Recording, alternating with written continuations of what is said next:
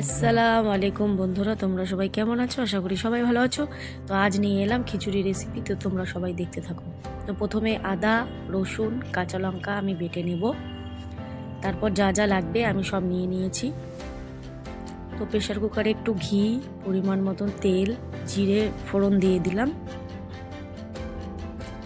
এবারে পেঁয়াজটাকে ভেজে নেব ভালো করে নাড়াচাড়া করে।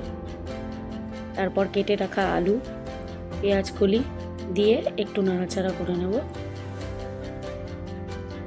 তো একসাথে ধুয়ে রাখা চাল ও ডালটা আমি দিয়ে দিলাম। তারপর যে আমরা বাটাটা তৈরি করেছিলাম, আদা রসুন লঙ্কার বাটাটা, সেটা দিয়ে দিয়েছি।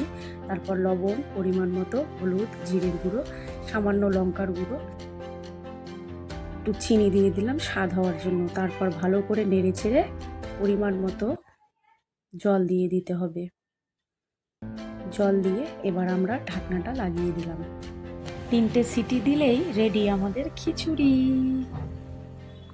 আমি কিন্তু বন্ধুরা এবার পাঁপড়ও ভেজে নিলাম।